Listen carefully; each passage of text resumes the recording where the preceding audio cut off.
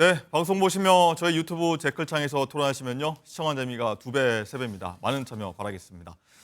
자, 서울시청역 앞 역주행 사고 희생자들 발인이 조금 전에 열렸다고 합니다. 자, 고인의 명복을 빌면서 이 소식은 잠시 뒤에 전해드리도록 하겠습니다. 자, 먼저 오늘 돈 되는 경제 뉴스로 문을 열겠습니다.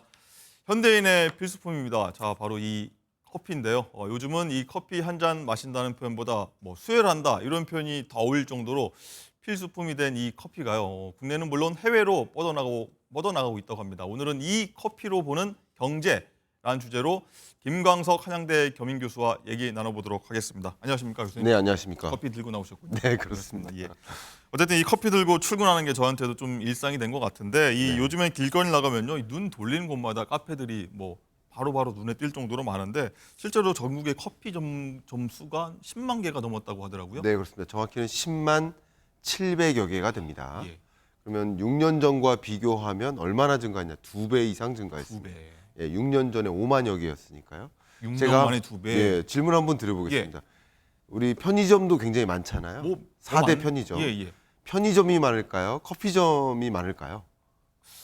그래도 편의점이 많지 않을까요? 그렇게 생각하시죠? 편의점 4대 편의점이 5만여 개 되니까요. 5만밖에 안 됩니다. 그렇습니다. 커피 전문점이 2배 정도 많다. 그만큼 많이 커피 전문점이 배치되어 있다. 이렇게 볼 수 있겠습니다. 그렇군요. 어쨌든 이 나가면은 노란 간판 든 그 카페죠. 커피 전문들 굉장히 많이 좀 볼 수가 있는데 네. 어쨌든 이 올해 우리나라 커피 소비량 보니까 전 세계 평균 소비량의 2배나 된다. 이런 그렇습니다. 수치가 나왔더라고요. 그렇습니다. 참 카페인이 필요한 나라가 아닌가 이런 생각이 드는데요.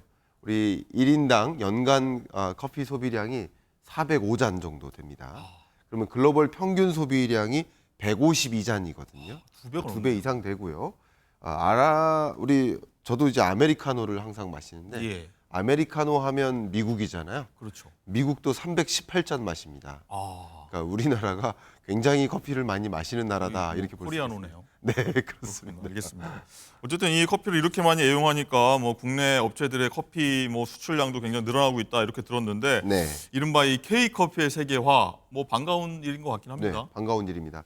제가 석유랑 잠깐 비교하면요, 우리나라 기름 한 방울도 안 나는 나라잖아요. 예. 근데 원유를 수입해서 이 석유 제품을 수출하는 수출국이죠. 아, 그런가요? 네, 마찬가지입니다.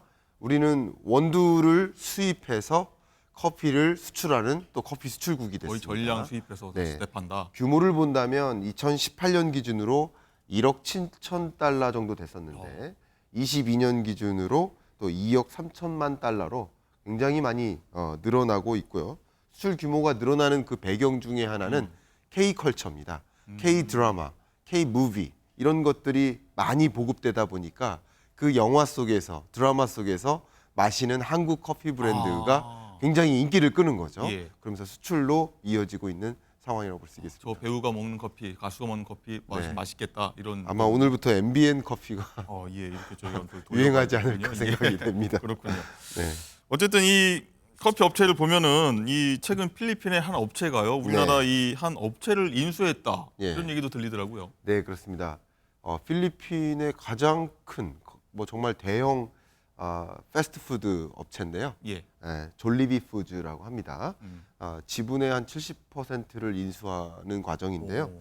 2014년에 이 컴포스 커피가 부산 기장군에서 거기서 시작됐습니까? 시작됐습니다. 지금 이디야와 메가커피를 이어서 컴포스 커피가 세 번째로 매장을 많이 보유하고 있는 1,900여 개의 가맹점을 보유하고 있는 큰 기업으로 이제 성장했는데 제가 말씀드린 노란 간판 업체 중에 하나. 그렇습니다. 예. 이 컴포스 커피가 지금은 매각가 4,700억 원으로 성장했었다. 그러니까 좋은 어떤 창업 아이템 중에 하나로 부상한 것이다. 의견 드리겠습니다. 그렇군요. 어쨌든 이 커피 업계가 굉장히 화랑인데 네. 무조건 다 좋은 건 아니죠. 커피가 마냥 잘 되는 것 같지는 않습니다. 커피 업계가. 네, 커피 업계가 마냥 잘 된다고 볼 수는 없겠습니다. 왜냐하면 그만큼 많아졌기 때문에 우리가 많아진다고 더 많이 소비하지는 않잖아요. 그렇죠. 근데 소비량은 정해져 있는데 커피 가맹점 수가 많아지다 보니까 과열 경쟁, 하나의 시장을 양분해 나가는 그런 흐름이 좀 전개되고요.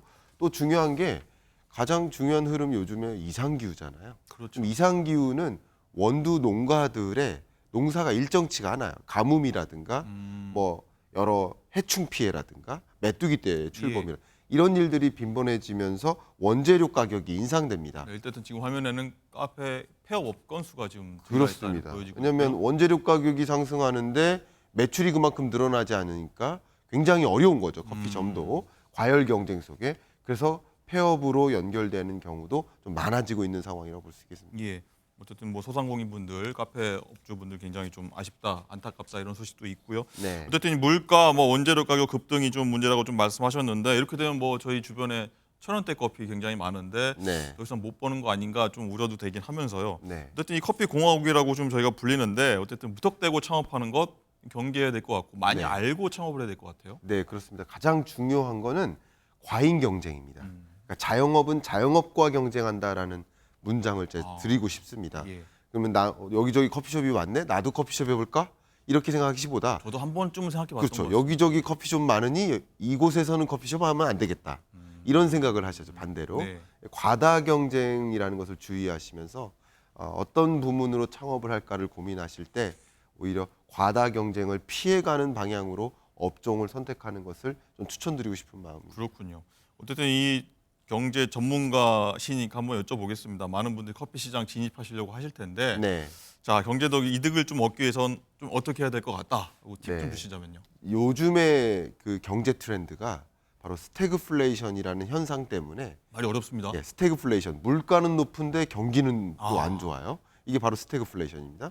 이런 경제다 보니까 사실 전반적으로 실질 소득이 줄어들고 있습니다. 실질 소득이 줄어드는데 특히 그 소득의 분포를 보면 고소득층은 소득이 오히려 늘어나고요. 저소득층의 실질 소득이 많이 줄어들고 있어요. 이게 소득의 양극화입니다. 소득의 양극화는 뭘로 이어질까요? 소비의 양극화로 이어집니다. 그래서 커피 브랜드도 가급적이면 아예 프리미엄 제품으로 가시든가 아니면 저가형 커피 둘 중에 하나를 선택해서 공략하는 것을 좀 추천드리고 싶은 마음. 그렇군요. 알겠습니다. 많은 분들 좀 유익하게 좀 보셨을 것 같습니다. 오늘 말씀 여기까지 듣겠습니다. 감사합니다. 네, 감사합니다.